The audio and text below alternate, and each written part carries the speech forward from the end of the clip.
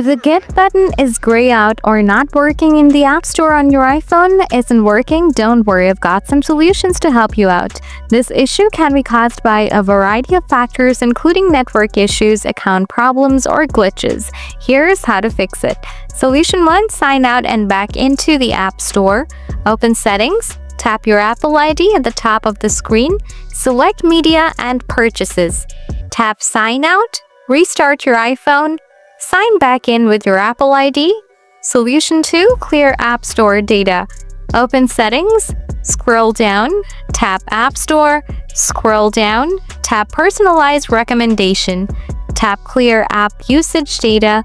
After that, restart the App Store. Solution 3. Check App Store restrictions. Open Settings. Scroll down. Tap Screen Time. Tap Content and Privacy Restrictions.